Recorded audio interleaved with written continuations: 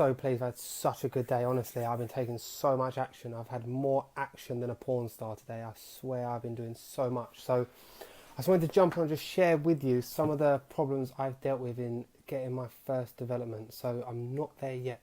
I still have more things to deal with, but I'm so close now. So I just thought I'd write down a list of just off the top of my head of the things that I have had to go through to get to where I am now. It's so close to being over the line. So 23 months in from the date that I first decided that this could be something and I'm going to pursue it. So 23 months sounds like a long time. So these are the issues I've dealt with. The first issue, I had a bad planning guy. He was awful. And the only reason I used this planning guy is because 2 other houses on the same road had used him and both had got their planning permission accepted. So I was like, you've used the same guy, he's got it accepted, the council must know him, they must trust him, whatever he's doing is working, so I'll use him. He really delayed the process, he didn't make me a priority, and he just really slowed everything down. And his lack of knowledge is scary, okay? But it was very cheap, but that's not why I used him. I used him because I thought he was good, but he was rubbish. So planning guy. Secondly, the council objected to what I wanted to do. Then the conservation officer objected to what I wanted to do. Then the highways objected to what I wanted to do. So just to give you an example, it's a grade 2 listed building in a conservation area and an area of outstanding natural beauty. So it's not just like a normal house, it's got loads of restrictions. So the council objected, the conservation officer objected, and the highways objected because of the parking, and it's part of a closed gated estate. So there's like a covenant on the land, it's all part of like a residents association. There's like 8 houses in this one little estate, and everyone has like a say in what everyone else gets to do. It's really complicated. So all the residents objected to what I wanted to do. And then the planning got sent back 6 times from the council, back and forth, because they wasn't happy with everything I was putting forward. They was going, no, no, no, and just keep sending it back to me. So then I have had a structural survey, a drainage survey, an arboricultural survey, a tree protection plan, a planting schedule and scheme.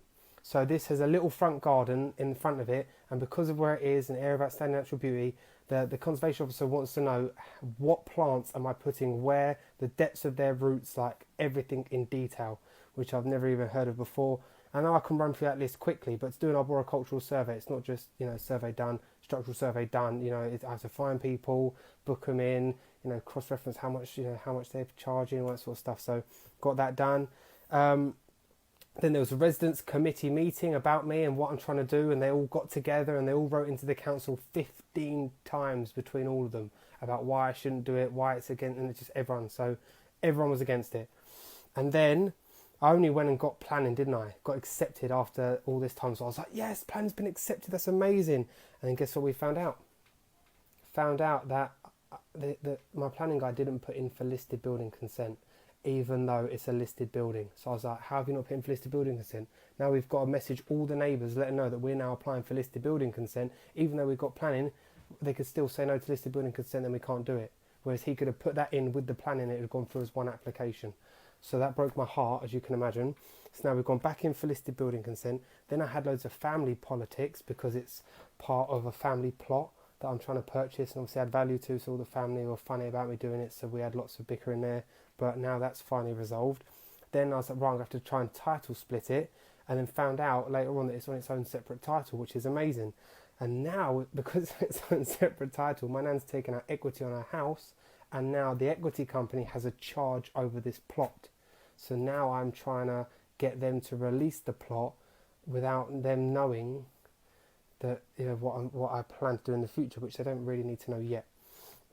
So now I've got, there's a charge over the property, I've got to figure out the equity release, I've got to go through the title changes, and then I've now found out, I think I did a video before, that there is a covenant on the land that says no additional dwellings are allowed unless given permission by the residents company. So if you think all the residents association was against me doing it, and then even if I get planning and listed building consent, if they don't agree to me doing it, there's a covenant on the land saying that I can't do it. So I was like, oh my God, are you serious? So now, sorting out the covenants now, and today I got them to sign the letter agreeing that I can do it. Honestly, that one. Cool. So then there was a residents meeting about me. I went to the meeting, I took all my plans, I showed everyone what I was going to do, and I handled all the objections. Now everyone backs me on that. And then there's the neighbour's been putting rubbish in the back garden of this plot, and also he's been parking on the drive of this plot, so I've had to instruct the solicitor to send him a letter to stop parking and dumping rubbish on my plot.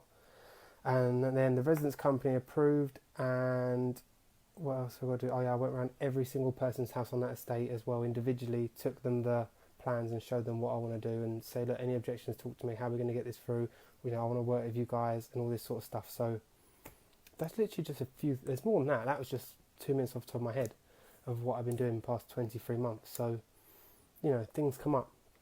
Yes, I got planning after all these objections from every single person, because we worked out a way around it. After planning, now I've got to go back in for listed building consent, which is just another application. After that comes back, I also got to do the covenants on the land. So I was like, oh my God, just like breaking me.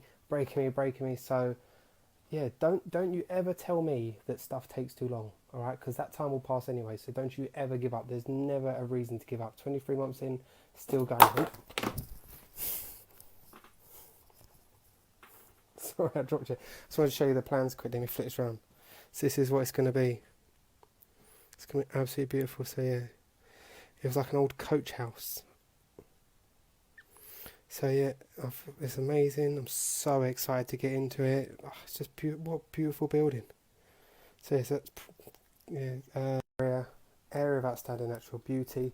Private gated estate in Chipstead with on-site tennis courts. I mean, purchase price 125. Hopefully the refurb will be 80k, and the done up value between 400 and 425. So yes, just never give up, guys. Honestly, never ever take no. There's always a way. Just promise me you'll never give up. If you feel like giving up, message me. Seriously, we don't give up on nothing. I help you guys. I'm here for you all to make stuff happen. You know, if I can do it, you can do it. It's just being relentless. You just got to find a way. So that was just a few things. Sorry, I'm late. Got to go pick my girl up from school. A few things that I've had to been dealing with over the few months. I've been doing this all by myself and the tribe. So if you haven't got family members supporting you, neither have I. So don't use that as an excuse either. Time's not an excuse. Family's not an excuse. There is no excuse. You know, we work together, we grow together, and I help anyone who needs it. So, yep, hope you enjoyed that. I know it was a long video, but I'll catch you guys soon.